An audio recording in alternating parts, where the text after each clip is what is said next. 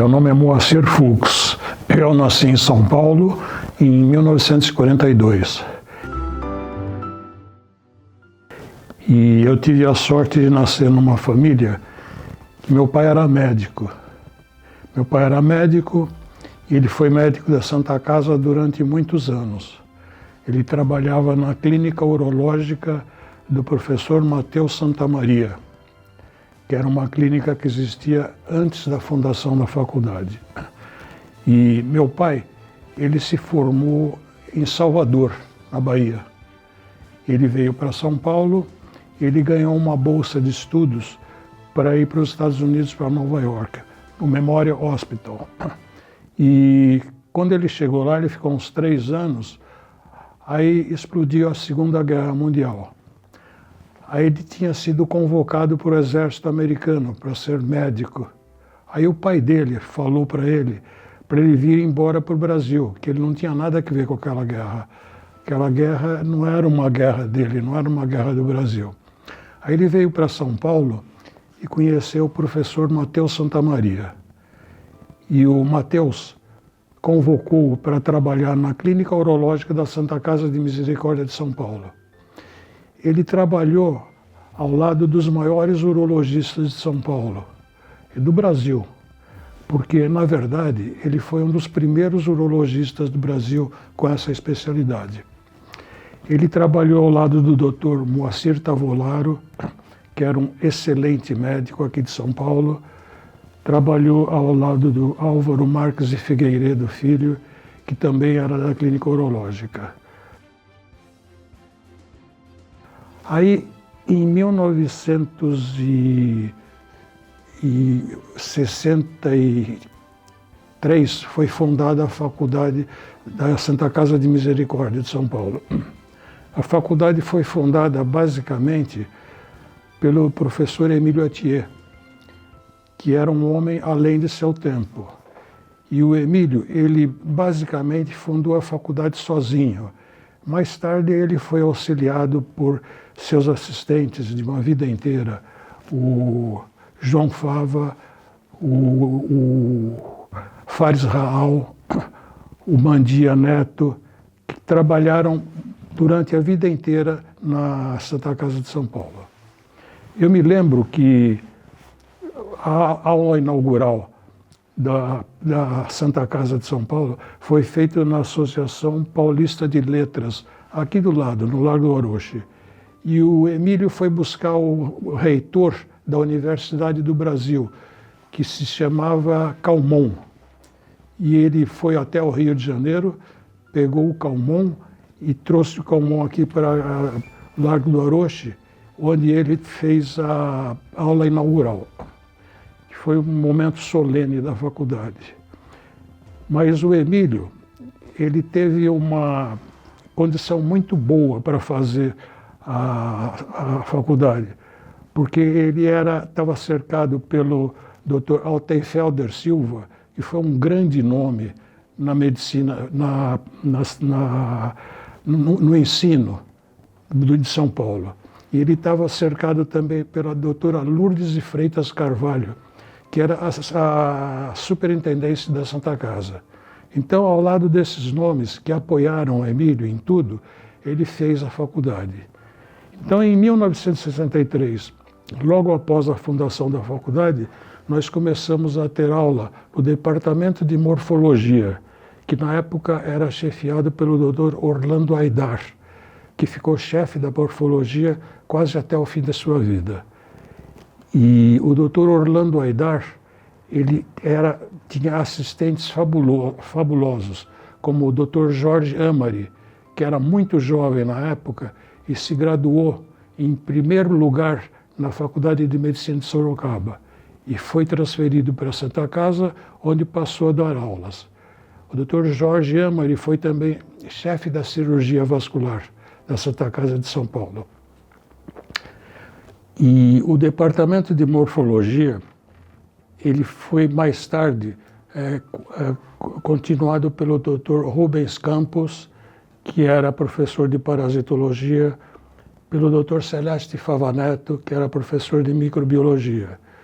E um dado interessante é que quando nós estávamos no 4º ano da faculdade, naquela época tinha-se o hábito de visitar a Europa. Nós pegávamos um mês de férias e íamos para a Europa. E quem nos acompanhou nessa excursão para a Europa foi o Dr. Celeste Fava Neto, professor de microbiologia, e o Dr. Rubens Campos. E um dado muito interessante é que o Dr. Rubens Campos, professor de parasitologia, durante a excursão para a Europa, quando o Rubens Campos entrava no ônibus, o pessoal começava a gritar: lombriga, lombriga, lombriga. Aí o Dr. Rubens Campos, um belo dia, nós tínhamos tomado cerveja na hora do almoço, e quando ele entrou no ônibus, a turma começou: lombriga, lombriga.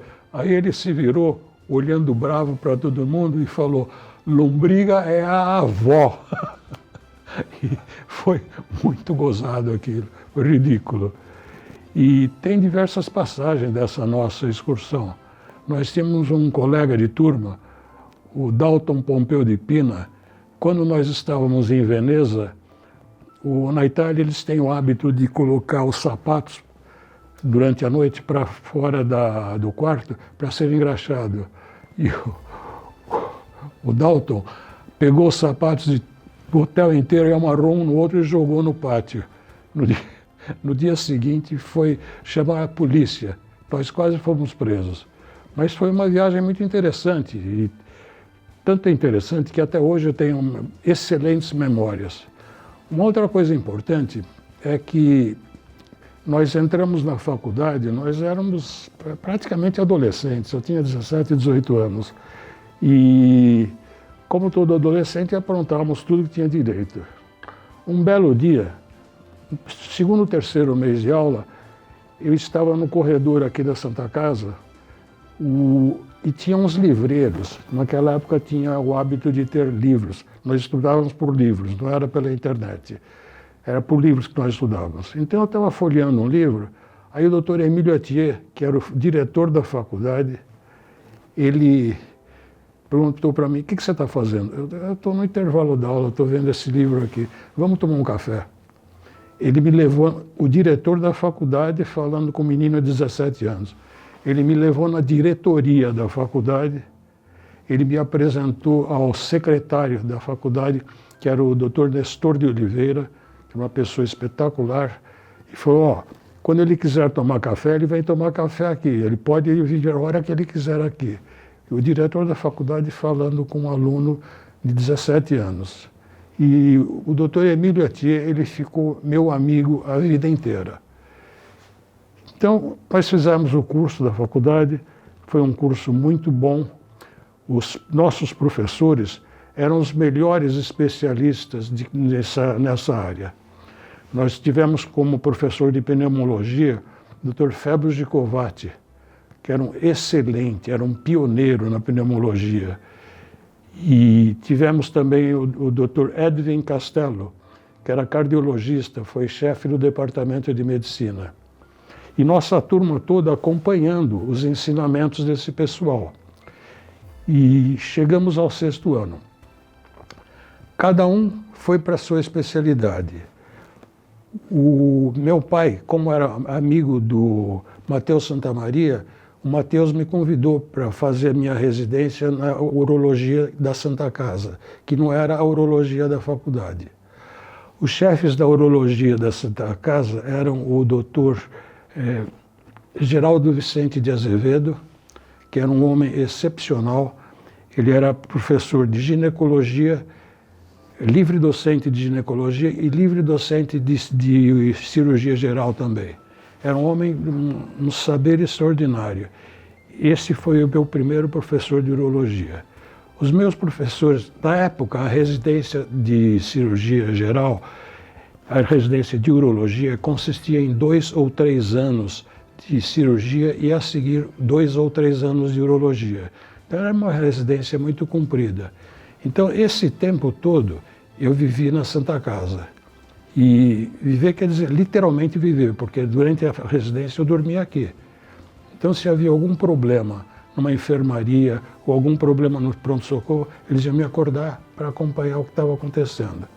Então foi uma residência extraordinária, como hoje não existe uma residência dessas. Atualmente o residente ele é um empregado. Ele tem o tempo de trabalho dele, que é 8 ou 10 horas, fora aquilo ele não é obrigado a fazer nada. Eu era obrigado a ficar o dia inteiro aqui, não tinha sábado, domingo, feriado, então foi uma residência maravilhosa. Mas a par disso eu fui acompanhado pelo Dr. João Fava, que era meu professor de cirurgia, que aliás foi o maior cirurgião que já passou pela Santa Casa, era um cirurgião habilidosíssimo e ficou muito meu amigo. Fui acompanhado também pelo professor Peretz Kapelushnik, que foi um dos primeiros proctologistas de São Paulo e o precursor da especialidade. E eu acompanhei, além da cirurgia, outros especialistas, como o Dr. Nelson Soares Hungria, que foi o primeiro chefe da ortopedia, que ele praticamente implantou a ortopedia da Santa Casa, que até hoje é uma potência, o melhor serviço de ortopedia de São Paulo. E eu conheci especialistas fabulosos. Eu conheci na ortopedia o Dr. França, que foi o chefe da ortopedia, e fiz amizade com esse pessoal todo. E assim o tempo foi transcorrendo. Durante a residência de urologia, eu conheci o Dr. Manuel Idal, que também foi chefe. Para vocês terem ideia, o Dr. Manuel Idal foi o fundador do Hospital Albert Einstein. Ele está para o Hospital Albert Einstein, assim como o Dr. Emílio Etier está para a Santa Casa. E um dado importante é que a Faculdade de Medicina da USP ela é conhecida como a Casa de Arnaldo. O Arnaldo foi o fundador da Faculdade de Medicina. E em frente à faculdade tem um busto. Embaixo está escrito Casa de Arnaldo. Então, uma ideia boa que eu até propus seria colocar aqui na Faculdade da Santa Casa, pode ser até nesse prédio, colocar um nome escrito Casa de Emílio. Porque essa realmente foi o grande mérito do Emílio, foi ter fundado a Faculdade da Santa Casa. E uma outra coisa que também poderia ser feita é em relação ao Hospital Albert Einstein, como a Casa de Idal, porque sem o Idal, o Hospital Albert Einstein não teria sido fundado. E aí foi transcorrendo o tempo. Eu fui me tornando residente, fiquei residente 3, 4 anos, depois eu fui contratado pelo Dr. Emílio para trabalhar na urologia da Santa Casa e eu assumi a urologia, isso foi lá por 1971, 72, há muito tempo. E o fato é que essas especialidades da Santa Casa, a ortopedia, a urologia, a cirurgia geral, elas evoluíram muito e acompanhando o tempo, porque atualmente a medicina mudou completamente, não é a mesma medicina que eu exercia, é outro tipo de medicina. E o tempo foi transcorrendo, eu acabei como chefe da urologia da Santa Casa, o Dr. Márcio Pérez também foi chefe da urologia depois de mim, e nós criamos uma escola urológica de São Paulo. E a Escola Urológica de São Paulo ela tem certas especialidades que são as melhores do Brasil. Estudos sobre incontinência urinária, que é uma subespecialidade da urologia, a Santa Casa é pioneira nisso aí. E o tempo foi indo, agora já nós estamos na segunda, terceira geração de urologistas. E não é para me vangloriar, mas os urologistas da Santa Casa, eles são considerados, não por mim, mas praticamente por todos, como os melhores urologistas do Brasil. E um outro dado muito importante é que a nossa faculdade, que é uma faculdade particular, ela é considerada a melhor faculdade particular do Brasil, acompanhada pela Faculdade Nova de Medicina do Hospital Albert Einstein, que foi fundada pelo Manuel Idal, que também foi da Santa Casa durante muitos anos. E essa foi a minha vida. Minha vida profissional foi essa. E fiquei tão ligado a essa minha vida profissional que meus amigos são praticamente todos aqui da Santa Casa, da minha turma, da segunda turma, da terceira turma. E a minha ligação era tão grande que eu casei com uma aluna minha da faculdade. Ela era da 14ª ou 15ª turma. E eu a conheci dando aula. Aí surgiu um grande amor e aí nós casamos. Ela se casou ainda aluna da faculdade. Ela estava no 5º ou 6º ano, se casou, fez residência aqui na Santa Casa, na ortopedia. Atualmente ela é uma das chefes da ortopedia, ela faz ortopedia pediátrica. E ela se especializou num tipo de especialidade, ela trata de crianças com paralisia cerebral, que é uma das coisas mais tristes que eu já vi na minha vida. O ambulatório dela, ela tem um ambulatório de paralisia cerebral às sextas-feiras de manhã na ortopedia, no térreo da ortopedia. E são coisas impressionantes que se vê lá. Eu acompanhei durante muito tempo na ortopedia um senhor que vinha de metrô carregando, com o filho, um carrinho com o filho. E ele vinha uma vez cada 2, 3 meses, eu acompanhava esse senhor, encontrava com ele. Ele carregava o filho no carrinho, o filho ficou grande, ele carregava o filho no colo, do metrô até aqui, trazendo o menininho no colo. Quer dizer, são coisas muito tristes. Então, no meio dessa tristeza toda, que foi a vivência de um médico, uma pessoa que se entrega emocionalmente à sua profissão, no meio dessa tristeza, nós conseguimos grandes vitórias, porque conseguimos curar muita gente de câncer, muita gente, como a minha esposa faz, curar essas crianças andando com dificuldade.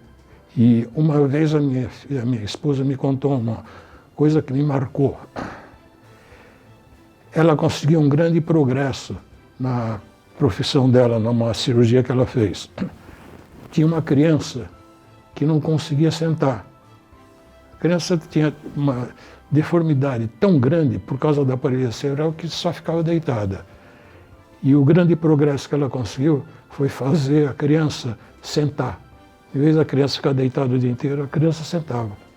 Quer dizer, são pequenas coisas que para um médico envolvido tanto assim com a sua profissão, representa grandes progressos. E essa é a vida de um médico da Santa Casa. O envolvimento não só profissional como médico, mas como emocionalmente, o envolvimento com as emoções da criatura são muito importantes na vida de um médico. Então, um belo dia, o doutor Emílio Attia foi operado. Ele precisou de ser operado e ele convidou o doutor João Fava para operá-lo de vesícula. Eu operei o Emílio de próstata e o Roberto Endo operou ele numa blefaroplastia, cirurgia de pálpebra. E o Emílio, ele armou para a esposa dele não ficar preocupada, ele mandou ela para Buenos Aires durante a operação. Então ele mandou ela para Buenos Aires, ela foi para Buenos Aires e quando ele teve alta, eu levei ele para a casa dele e ele andando com dificuldade, porque ele tinha sido submetido à cirurgia. Quando ele chegou em casa, a esposa dele foi abraçá-lo. Ele, não, pelo amor de Deus, o que aconteceu? Eu fui operado, eu estou operado, eu não posso fazer nenhum movimento brusco. Como você foi operado? Fui operado. E a esposa dele me deu uma bronca, como se eu tivesse operado ele. E foi muito gozada. Um outro dado também que eu tenho muito interessante do Emílio é que quando nós estávamos com 2, 3 meses de aula, não sei por que, por uma bobagem qualquer, resolvemos fazer greve. A minha turma, era a turma única, só tinha a primeira turma da Casa, resolveu fazer greve. Então fizemos greve. E ficamos 2, 3 dias de greve. Aí a minha turma falou para que eu e um colega meu, o Nicola Tomazino, fôssemos à casa do Emílio, já que éramos amigos dele, para que ele se comovesse com a nossa situação de grevista. Aí nós fomos, pegamos um táxi, fomos até a casa do Emílio, chegando lá, tocamos a campainha, ele abriu a porta. Ele olhou bravo para o Chu, o que vocês querem? Não, doutor Emílio, é o seguinte, é que nós queremos umas reivindicações da nossa turma, que eles estão em greve, não tem reivindicação nenhuma. Ou vota todo mundo para aula, ou amanhã estão todos na rua. Aí ele falou, bom, agora vocês entrem aqui em casa, vamos almoçar. Almoçar? Vocês vão almoçar comigo. Tá bom. E nós tínhamos 18 anos. Tá bom, vamos almoçar. Aí ele sentou em frente a um piano de cauda e começou a tocar piano. Esse era o Emílio. E ele era uma pessoa maravilhosa. Ele colocou um copinho de uísque, um dedalzinho de uísque em cima do piano, para vocês. Aí, tomamos o uísque com o Emílio e depois do piano, agora vamos almoçar. Sentou, o Emílio tinha 5 filhos. Ele perdeu um filho, num desastre de motocicleta. E o Emílio nos almoçamos e ficamos falando de outras coisas completamente diferentes, não de greve, nada disso. Quando chegamos aqui na faculdade, o Emílio nos trouxe de carro e os outros alunos perguntaram, e aí, o que vocês conseguiram? Ele falou que se não acabar a greve hoje, está todo mundo na rua amanhã. Tá bom, acabou a greve. Então são passagens muito interessantes que eu tenho do Emílio. O Emílio tinha sido colega de turma da doutora Lourdes de Freitas Carvalho, que era a superintendente da Santa Casa. E um dia, o Emílio me levou na sala dele, na sala da doutora Lourdes, para conversar algum detalhe técnico, não lembro qual. E a doutora Lourdes tinha um telefone, na época não tinha celular. Ela tinha um telefone todo cheio de teclas. Aí o Emílio falou, Lourdes, posso usar teu telefone? Você não vai conseguir, porque ele é muito cheio de teclas. Você que não sabe mexer no telefone, eu vou te ensinar. Ele pegou o telefone e ensinou a Lourdes. Ela ficou com uma cara bronqueada. Outro dado interessante também é que um belo dia nós precisávamos de equipar a urologia da Santa Casa. O equipamento já estava obsoleto, estava muito velho. Aí o Dr. Cristiano Altenfelder, ele falou, me pediu uma lista de todo o equipamento que precisava. Eu fiz uma lista enorme. E para comprar aqui no Brasil era caríssimo. Aí ele falou, vamos comprar na Alemanha. Aí ele fez o pedido para a Alemanha e comprou. E o pedido chegou na alfândega. Agora chega aquele monte de caixas de equipamento e o fiscal da alfândega, lá de Viracopos, liga para cá e pergunta o que era aquilo. Não, é o equipamento. Eu vou mandar alguém buscar aí, o doutor Cristiano falou. E o doutor Cristiano me mandou para Viracopos para pegar o equipamento. E o fiscal da alfândega não estava acreditando muito. Aí ele falou, quem te mandou aqui? O doutor Cristiano Altenfelder. Aí ele ligou para o Cristiano, eu liguei para o Cristiano e coloquei o Cristiano na linha para falar com ele. E ele realmente falou, não, o equipamento é da Santa Casa. E está tudo certo, está tudo correto, pode entregar.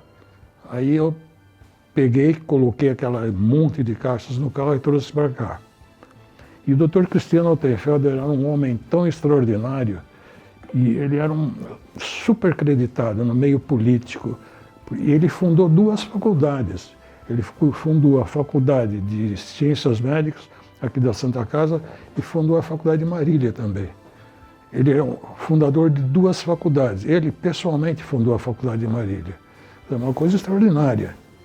Então, eu tive o raríssimo privilégio, eu acho que ninguém no mundo tem, de participar da vida e da amizade dessas 3 grandes pessoas. O Emílio, o Cristiano e o Idal, fundador do Hospital Albert Einstein.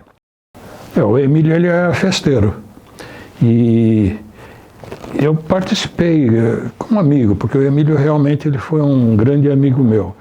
E uma vez cada 6 meses, ele morava numa casa maravilhosa, perto do aeroporto. Ele fazia uma festa na beira da piscina. E como nós éramos a primeira turma, nós todos éramos convidados. Daí surgiu uma grande amizade com o Emílio. E ele gostava muito de fazer festas. Ele era um homem muito alegre. Muito alegre. E ele teve uma tragédia, uma grande tragédia na vida dele. Ele tinha um filho que, um belo dia, pegou uma motocicleta de um amigo e sumiu. Não voltou mais.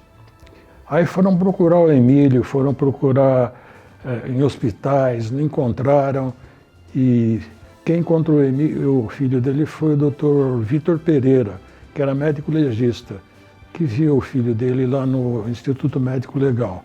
Aí foi uma tristeza, uma coisa muito triste. Outra coisa muito triste também do Emílio é quando morreu a esposa dele, a primeira esposa. Ela teve um tumor cerebral, ela teve um glioblastoma multiforme, que é o tumor mais grave que existe.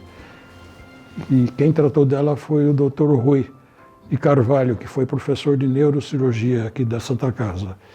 Tratou com empenho, mas é um tumor gravíssimo e ela faleceu disso.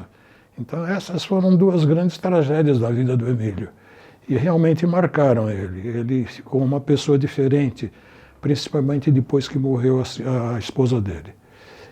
E alguns anos depois ele casou de novo com uma pessoa excelente, que foi uma magnífica esposa para ele. E os filhos do Emílio são sucessos absolutos. Ele tem uma filha fazendeira que cuida da fazenda do Emílio.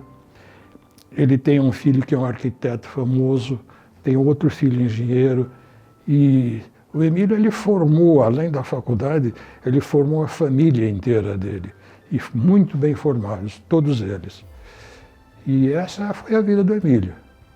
Um cirurgião renomado, ele era um cirurgião famoso. E o Emílio, ele fez uma outra coisa muito importante. Tinha um cirurgião aqui em São Paulo, era o professor Alípio Correia Neto. O Alípio foi chefe médico da Força Expedicionária Brasileira, que foi para a Europa. E ele aprendeu as técnicas de guerra, técnicas de anestesia, técnicas de cirurgia de grandes traumas na Europa. Ele voltou para cá e ele logo foi feito professor catedrático da Faculdade de Medicina da USP, que era a única que existia. E ele se distinguiu muito. E quando o Emílio viu que o Alípio ia se aposentar, ele convidou o Emílio, convidou o Alípio para ser professor titular aqui na nossa faculdade. E ele criou uma reunião, que é a reunião de quinta-feira, que existe até hoje. A reunião chama Reunião do Alípio, porque o Alípio, ele vinha a todas essas reuniões. Ele vinha, como reunião clínica, ele dizia o que devia ser feito, o que não devia ser feito, e depois ele passava a visita com a gente na enfermaria.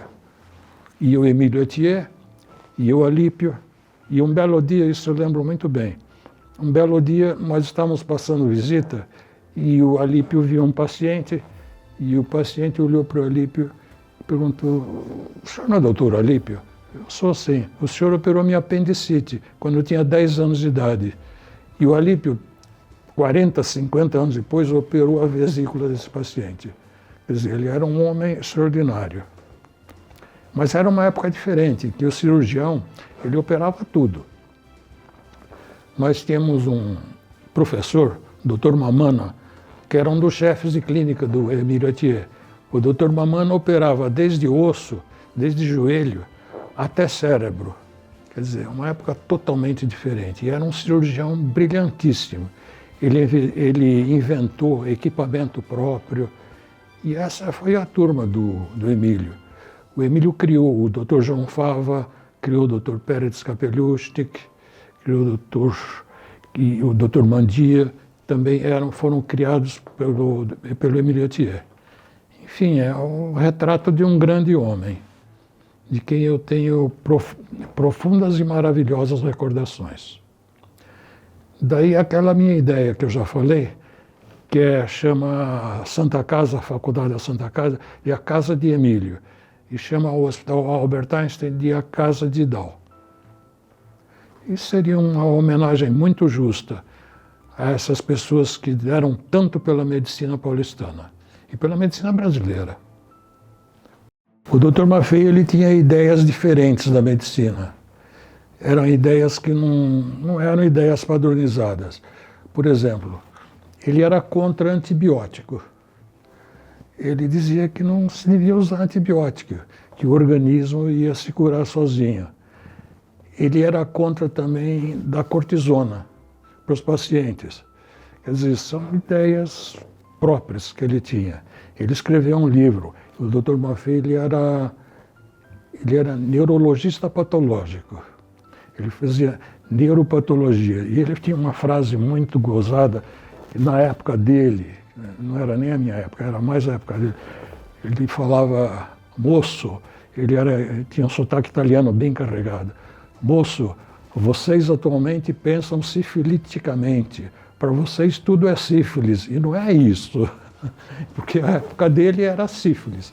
E a coisa mudou, a sífilis praticamente já é curável. E era uma pessoa carismática. Tanto que até hoje se fala do Maffei. Os alunos que nunca conheceram Maffei, nunca viram Maffei, nunca leram um livro do Maffei, pensam no Maffei até hoje. E era meu amigo. E o Dr. Maffei criou uma escola de anatomia patológica na Santa Casa. Era o Dr. Donato de Próspero, o Dr. Marigo, a doutora Helena Miller, que foram todos assistentes do Maffei.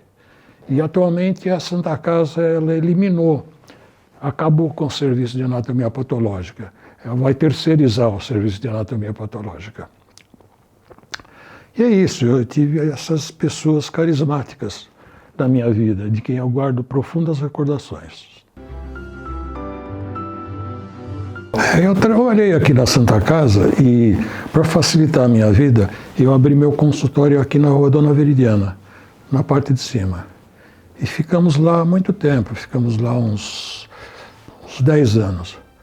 Aí eu comprei um terreninho aqui na Rua Jaguaribe e construímos uma clínica urológica aqui na Rua Jaguaribe, onde eu fiquei a vida inteira. E hospitais particulares onde eu trabalhei foram o Hospital Albert Einstein, trabalhei também no Hospital Oswaldo Cruz, e um belo dia eu saí de casa num domingo de manhã, 7 horas, para passar visita. Aí eu fui para o Hospital Albert Einstein, que era pertinho de casa, depois eu fui para o Hospital Oswaldo Cruz, depois eu fui para o Hospital Samaritano, aí eu vim aqui para o Santa Isabel, já existia, aí já eram 3, 4 horas da tarde, aí eu perdi o domingo. Aí eu resolvi me fixar mais aqui no Santa Isabel e no Albert Einstein, que era perto da minha casa, e deixei os outros hospitais. Meu dia a dia é o seguinte, quando eu fiz 80 anos, há 4 anos atrás, no dia 5 de fevereiro, eu achei que um médico não pode mais ser médico com 80 anos. Muito menos um cirurgião, como eu era um cirurgião super ativo. Aí eu parei tudo no dia. Aí o que eu faço hoje em dia? Eu vou no Clube Pinheiros de manhã, eu faço ginástica, exercício, fico lá, converso com todo mundo, aí eu vou para a peixaria, que tem uma peixaria muito boa, eu compro robalo, compro camarão, lulas, só coisas boas. E eu vou para casa e cozinhamos. Pratos muito bons. Bom, para fechar, eu vou dizer mais uma coisa. Eu espero que daqui a um ano eu esteja aqui na casa de Emílio e que eu esteja no Einstein, na casa de Dal.